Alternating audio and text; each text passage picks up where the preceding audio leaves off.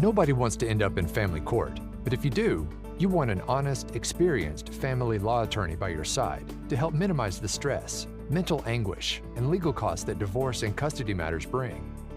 Welcome to In Your Best Interest. Texas divorce attorney and entrepreneur Justin Sisemore of the Sisemore Law Firm, entrepreneur Andrea Jones, freelance writer Mary Maloney, and guests share insight on what to expect and how to handle family law matters, the changing landscape of family law, and living the entrepreneur's life. Now, on to the show. One of the most important roles parents play is keeping their kids out of harm's way. Now, some parents who share custody may even fear the other parent poses a danger to their kids, whether it be through family violence or substance abuse. So what can parents do legally to keep their kids safe? And what can a parent do if they have been falsely accused of abuse? The panel will answer these questions and more in today's episode of In Your Best Interest. Thanks for joining us for this episode of In Your Best Interest. I'm Mary Maloney, and today attorney Justin Sisemore, entrepreneur Andrea Jones, and I will discuss what parents can do if they believe their child's other parent poses a threat to their child, or on the flip side, if they have been falsely accused of child abuse or endangerment. So Justin, before we jump into the legal steps that are involved with this, can you explain what actions would merit asking for emergency custody orders or other types of orders to protect your child, essentially? One of the issues as far as abuse, it takes many different forms, and it's important to identify those forms. So it's always interesting when we have a podcast and I'm literally in court 2 or 3 days before the podcast on these very issues. And that was a case about psychological abuse. It was an alienation case. Very, very hard case to prove. We've talked about that before on our podcasts. And the dad actually came in with supervised access from the preliminary hearing. And I told the client, hey, listen, one of the challenges you run into with respect to abuse cases, whether it be physical, psychological, alcohol, drug abuse, whatever the situation may be, is it feels like you get these very strict orders and then you start losing, or the rope starts loosening that's tied very tightly around their neck in the beginning of a case. And the reason that's important to analyze, and with respect to the types of abuse, it's an evidentiary issue. So gathering the necessary documents, you're not always going to have a photograph of bruises, and especially with psychological abuse, you're not going to have necessarily a counselor that is going to be willing to testify, number one, and number two, even if you subpoena them, they don't always say the same thing they tell you on the phone. And so gathering the evidence before you get into that process, before you get to the point to where you're going to file for extraordinary relief, before you pony up the big retainer for these kind of cases, because they are very expensive. Obviously, there's other routes. There's the DA, and if there's tangible evidence with police officers and whatnot, there's other routes that parties without financial resources can take for the protection and welfare of a child. But because these hearings are so complex and there's so much evidence, and because of the nature of how fast they need to occur, because you've got to get in there and show that it's exigent circumstance, so it's an emergency, if you will. Before you can fire off all that, you have to get the evidence together, you have to get the money together, get to the attorney, get all of that assimilated to go get the TRO with a court. And so, like I said, it's really important to identify the types of abuse and then identify the type of evidence that you need or what you can show, so it's not a he said, she said, because the affidavit piece, which is what gets you in the door in the first place, the affidavit to file in conjunction with the extraordinary relief, will have with that what's called an emergency temporary restraining order, sometimes a protective order. And in those situations, that lasts for anywhere between 14 and 21 days. So the protective order is 21 for the ex parte portion, which is what the court signs with based on the knowledge of the affidavit you file. And if there's the prima facie evidence necessary for the court to see that there needs to be protection in the actual affidavit itself, assuming all facts are true, which is what the court is tasked to do, then they will sign that temporary extraordinary relief. And that is good for 14 days for the temporary restraining order, or 21 for the protective order. But that just starts the beginning preliminary data gathering. And that's where you've got a very limited window. And especially when you're flipping custody or you're taking a child from the other parent, if they had a right to possession or there's another valid court order already in place, you certainly have to get on that much quicker because the courts will often expedite the setting of that procedure, whether it be the protective order or the restraining order. So, do you want to talk a little bit about what goes into that affidavit? Because we want people to understand what actual types of actions that would allow them to even get a restraining order or a temporary restraining order in the first place. So the affidavits themselves, even if you're doing a modification of possession and access where you're seeking primary custody, the laws changed about 4 or 5 years ago where you have to have an affidavit stating the facts as to why to get a temporary hearing set. So in a modification, for example, you have basically prima facie evidence showing by clear and convincing evidence in a courtroom that there has been a material and substantial change in circumstances of significant impairment. So that modification can almost be a similar type of affidavit that you're going to see in an abuse case. But what the difference is you are asking for extraordinary relief. And that gets thrown around a little too softly. Extraordinary relief is extraordinary. It's not things like, well, he didn't feed the child properly, or there were issues that can be dealt with at a later time. It is something that is very exigent. It is imminently likely to occur, and so you've got to really have that power-packed affidavit that has the who, what, when, where, and why, and it needs to be very close in proximity to the filing and to the actual event. If it's a year ago and you're concerned about something and then all of a sudden he's showing back up, I get that question a lot. Well, he hasn't been around and the last time he was, this happened, and now he wants to come back around. Well, the time to strike on these things is when the event occurs. For the evidence, for the evidentiary piece of that, right, witnesses disappear, they don't want to talk anymore, the relationships change, and also for the court to say, hey, we need to put this extraordinary relief in place now so that the child is protected immediately. And so the affidavit, the contents of the affidavit really need to have every sentence stand on its own. I love to tell my paralegals and team that. The reason for that is because you can't assume the court knows any of the events, but you can't make it too long where they won't read it. So if you've got a 20-page affidavit, you're also disclosing a lot of things that may be subject to cross-examination. So in criminal law, for example, criminal lawyers will tell you to shut down. Don't say anything. Don't talk to anybody. Anything you say can and will be used against you in a courtroom. Same thing with this affidavit here. If you put too much information about your whole life in this affidavit, the judge doesn't necessarily have enough time to go through all the minutia of those details and probably won't get to the power pack pieces that you're really trying to get them to review to accomplish the extraordinary relief. So I tell people, take about 3 to 4 pages and then give me about 2. If you can't walk into a courtroom and in 30 seconds explain exactly why you're there for extraordinary relief, you ain't gonna get it. So that's why I think being concise and really explaining the who, what, when, where, and why in every single sentence. It's massively critical. I see these run-ons that go on for days, and the judge, when I'm reading them and I'm about to prosecute the other side or defend these things, I'm like, I don't even know what you're saying, right? Well, if I'm reading it as a lawyer and I can't figure out what somebody's saying, imagine being a judge and 25 people are coming into your courtroom with 30 different issues, and you've got 50 interruptions, and you're being asked to basically either go against what the court order already is or remove or prevent somebody from seeing their child in the process. So you better have it down tight or you're not going to get it. Can you give an example, Justin? I think that would help people to understand when you say there's a lot, because as a mother, I will have a lot of things that I think potentially endanger my child, or as a dad, doesn't matter either way. Can you give an example of something that is important to say, or that you should be one of the first things you say compared to something that is also, of course, not okay, but might not make the cut? Sure. So, and that's a great question, because in the situation, like, let me give you the example from this last Tuesday when I was in trial in Denton. So, and not to put anyone's business on the street, but you won't know who this person is.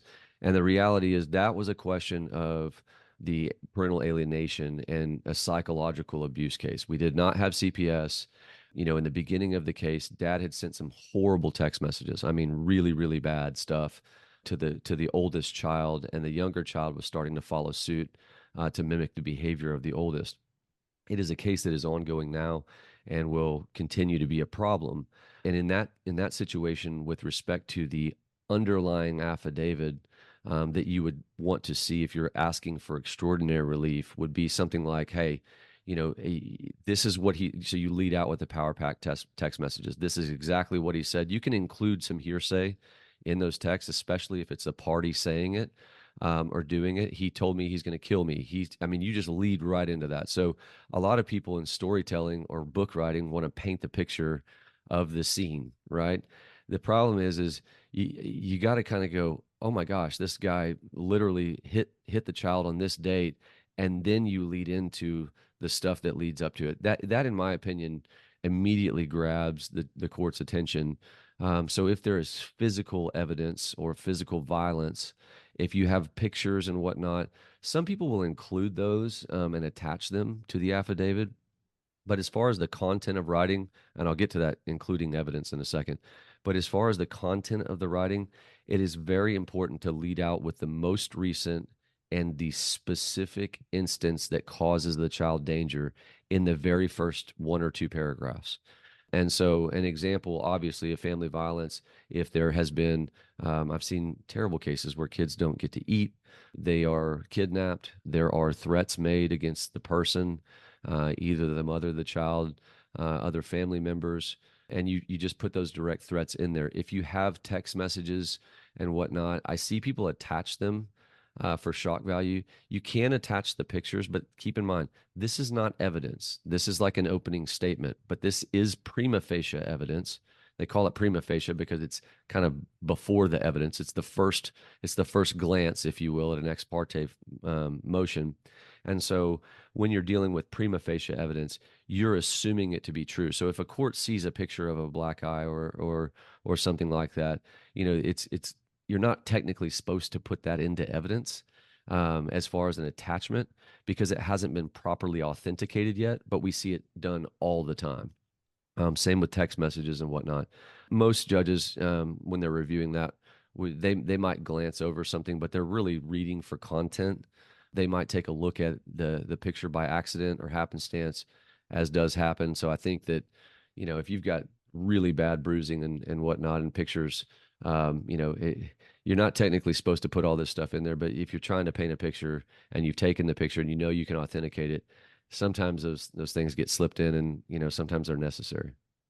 So Justin, how does the process work from there? So you get into the court with your affidavit, your judge signs off on the TRO.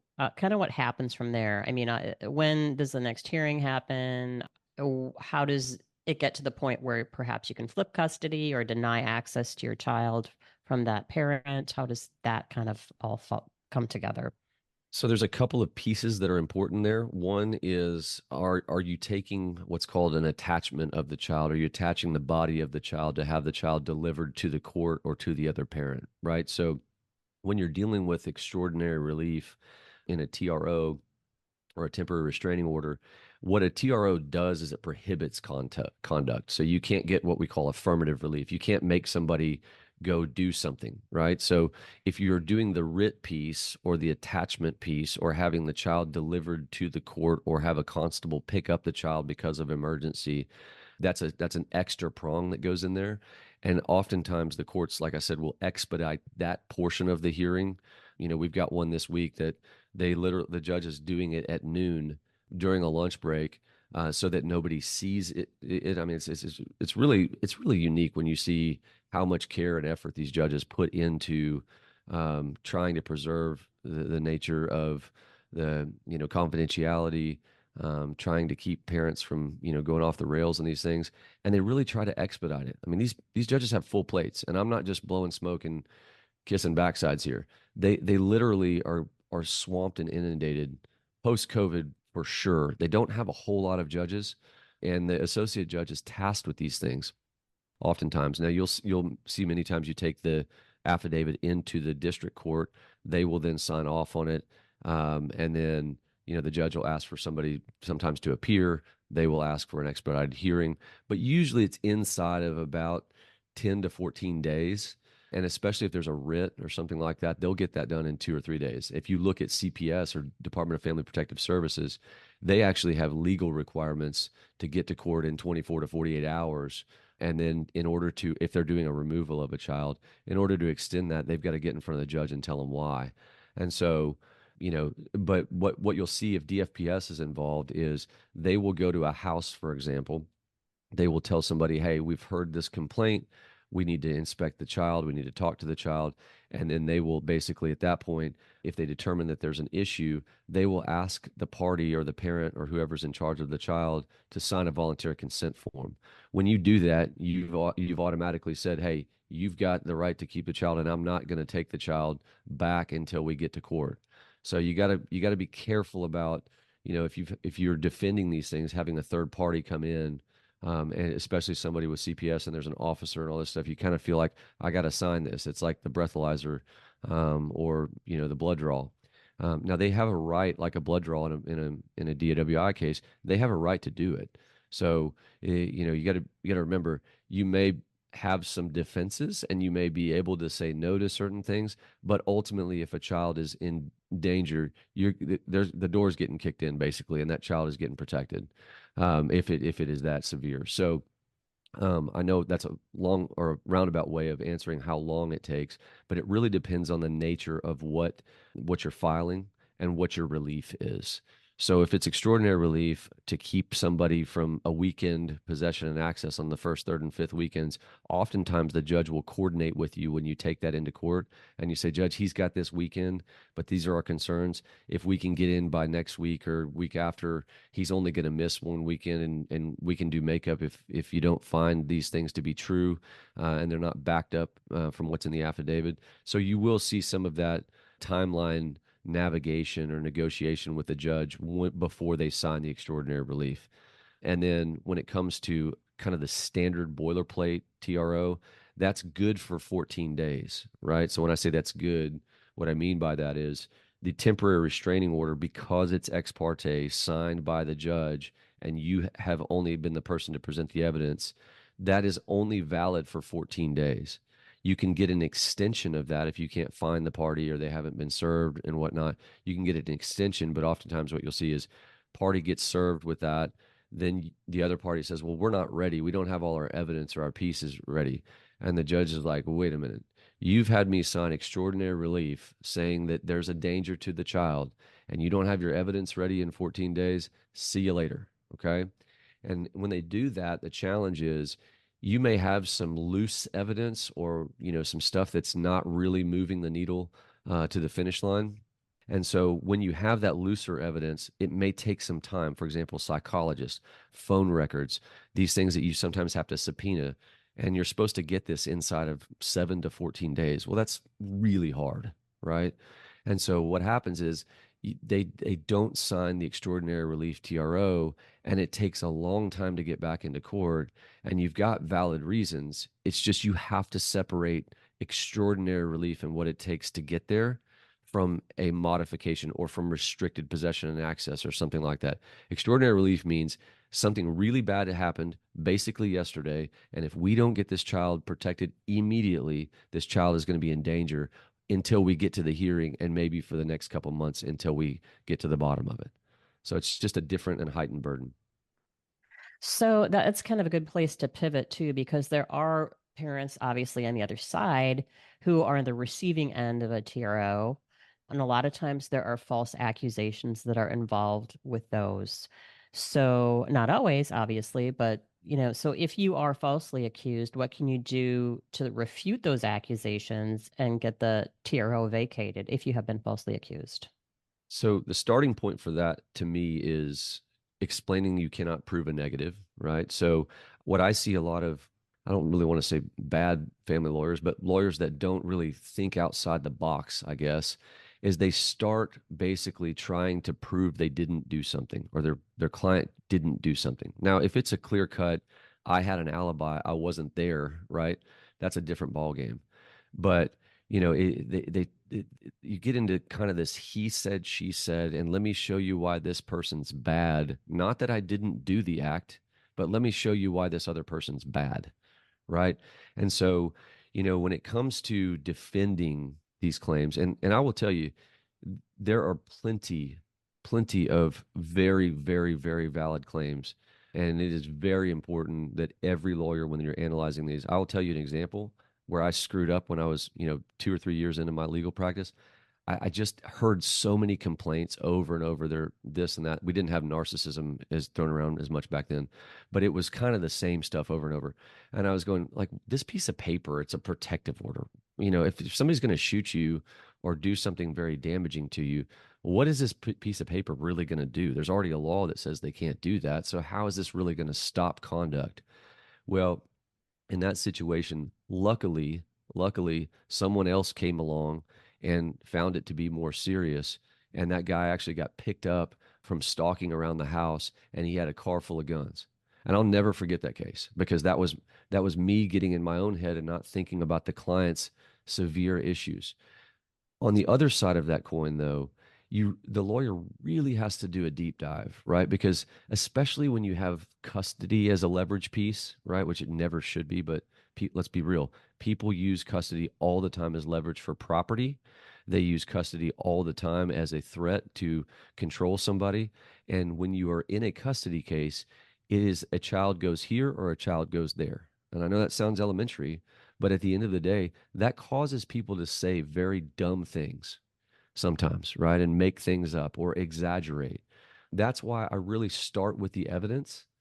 And, if someone's kind of got a loosey-goosey affidavit and, they're not pointing to pictures and things like that in the affidavit, they're not pointing to medical records, somebody wasn't arrested, it starts my antennas going up. Okay, well, maybe this person didn't do these things. And they're saying they didn't. Obviously, they never come in and say, I did all this, but I want to show you didn't, or they'd be out of my door.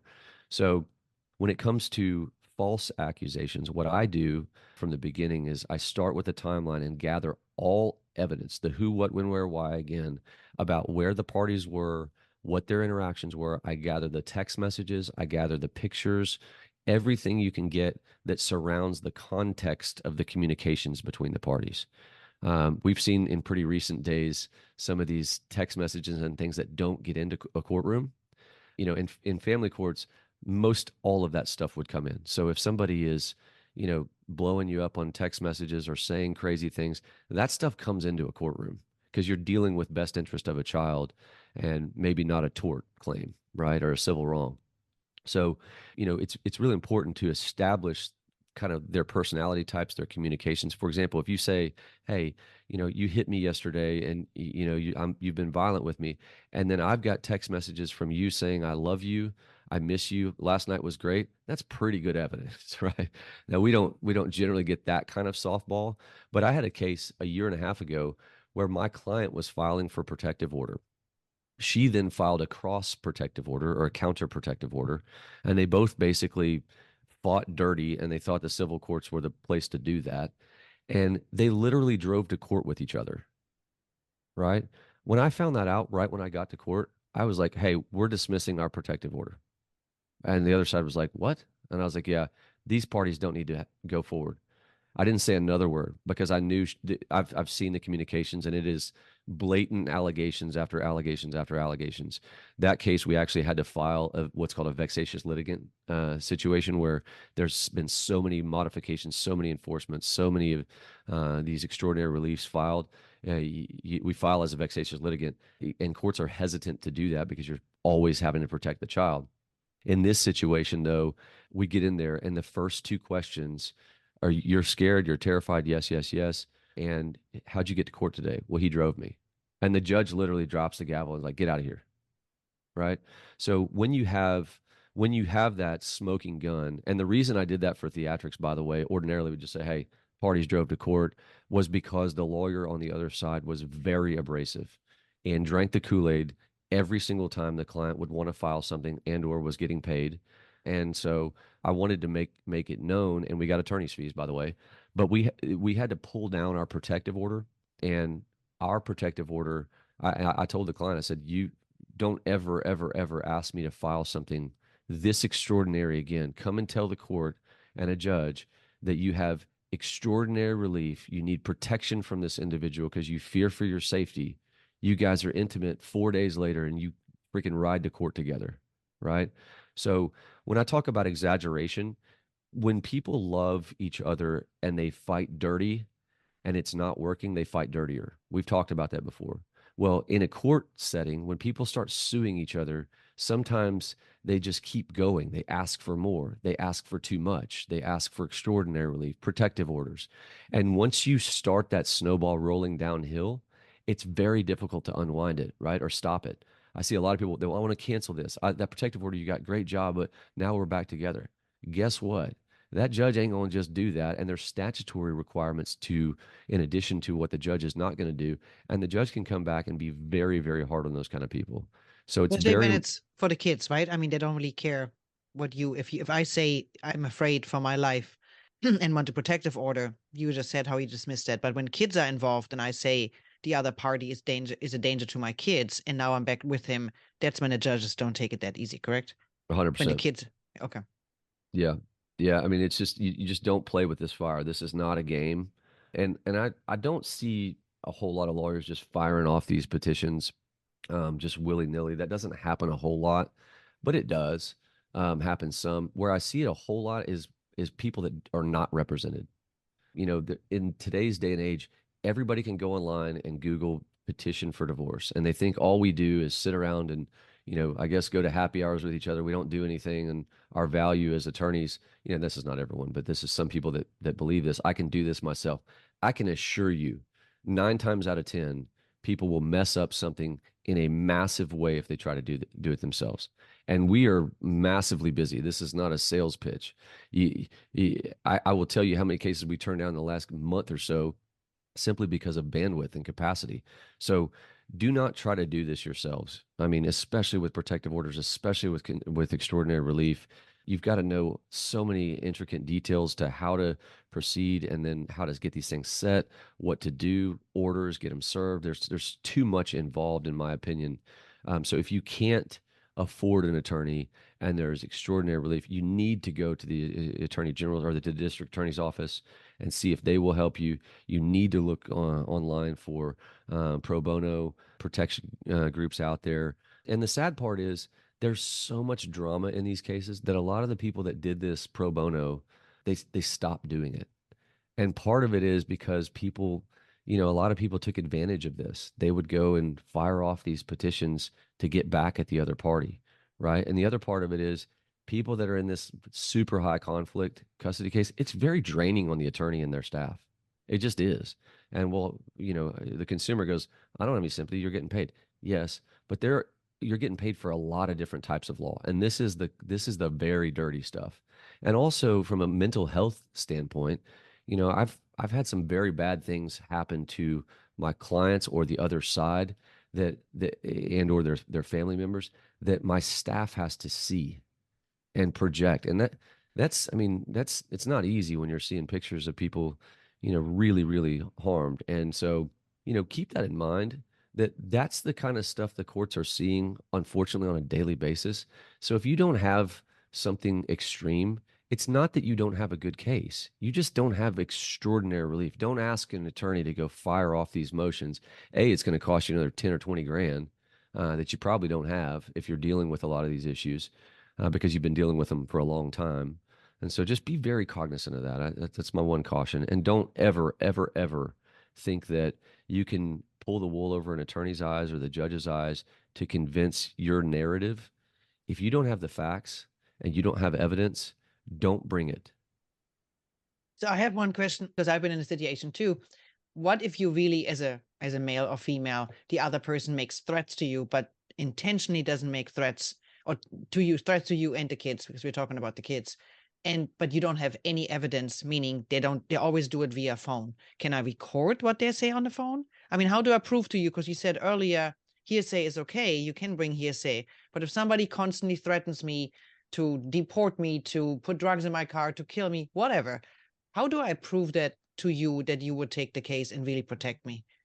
Yeah, I mean, and I want to give the caveat of there's the laws are currently changing as we speak and have changed as far as gathering evidence and what you can, as far as wiretapping, what you can gather. So I want to be careful not to go too deep into what you can and can't do about recording because that's a whole nother podcast basically. But certainly if someone is threatening you directly on your phone, absolutely, you pick up the phone and push record, right? If they are threatening you indirectly, usually the threats come indirectly. They say and plant things, social media, watch out, right? I'm coming, those kind of things. And so you see those kind of text messages. The biggest piece, though, because a lot of people are too wise. They know that these court recordings are going to come into court. What they do is a lot of harassing phone calls, hundreds and hundreds, right?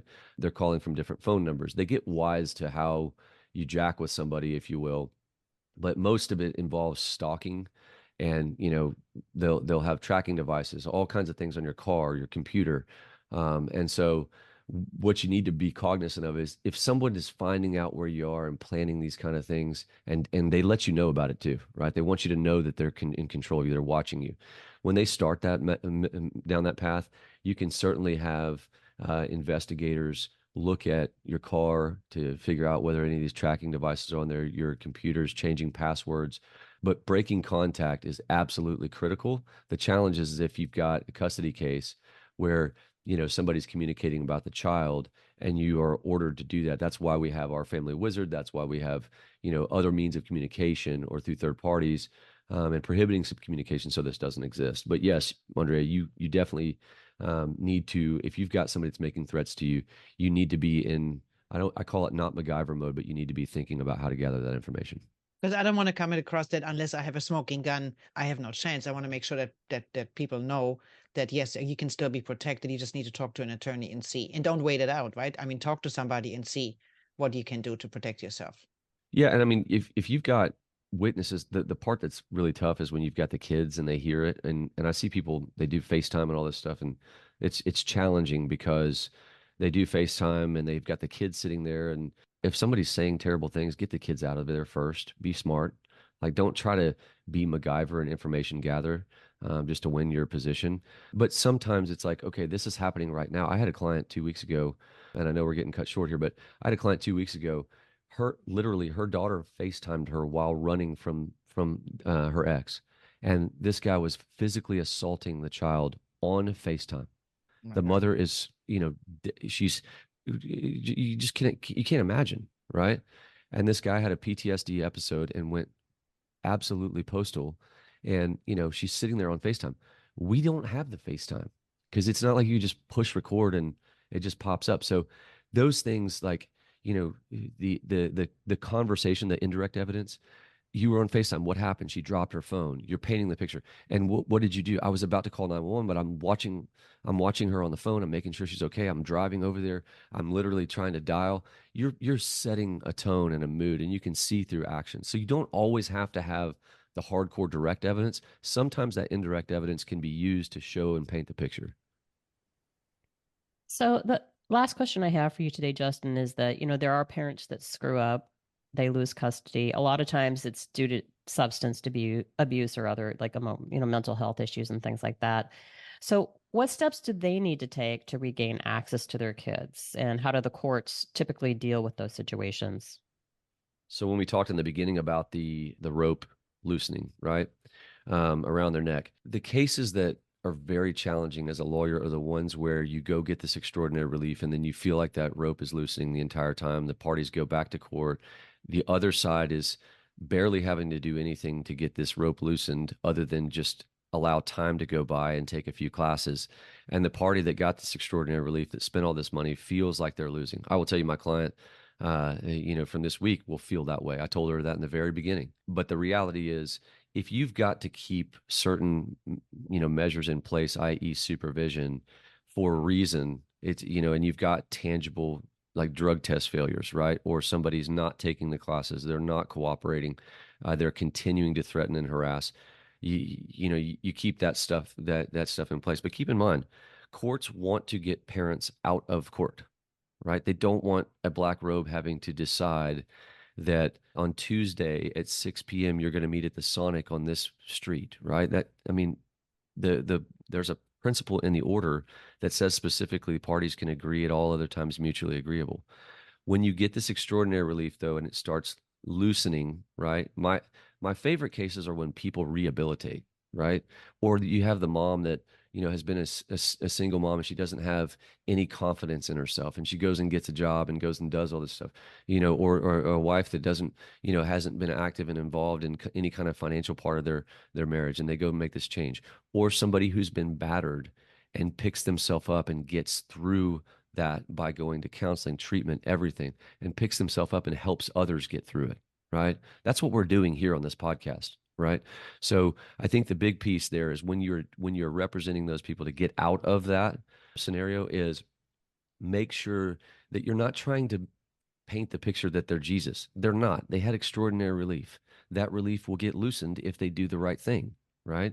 And so having them go above and beyond. I sent a client to rehab. He's a multi-gazillionaire. I sent a client to rehab a couple months ago, and this guy came in just absolutely off his rocker.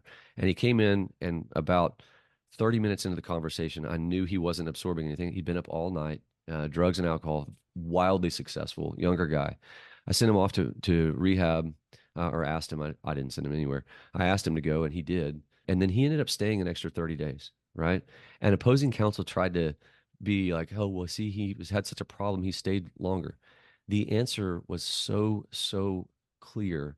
And I told the lawyer, I said, hey, this guy is really trying to get his life together. He knows he's screwed up. He's really trying to do the right thing. Those parties are back together now. The other lawyer got fired, by the way.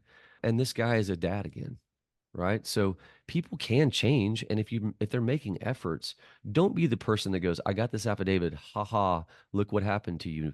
You're screwed. You'll never change. Don't be those people. Like, you want your kids to have a sane individual on the other side, and you want them to be protected if that person's not taking the steps. But if they are, you better not be too overbearing with what you're asking for, because those are my favorite types of cases. When somebody's making a real change, we go in there and we loosen up that noose, and somebody keeps wanting that foot on the head.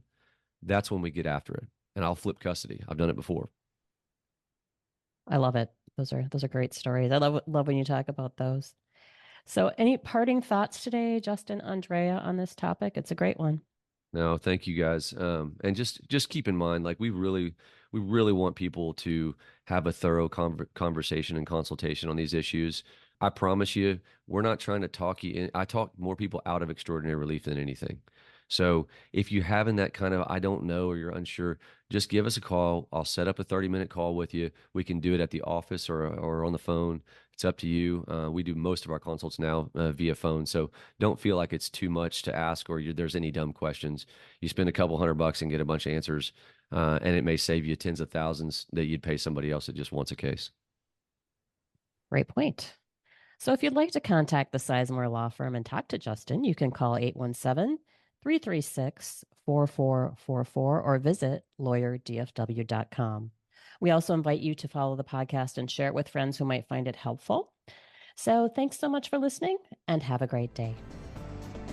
Thank you for listening to In Your Best Interest with Texas divorce attorney and entrepreneur Justin Sisemore. The content presented here is provided for information only and should not be construed as legal, tax, or financial advice. Click the follow button to be notified when new episodes become available.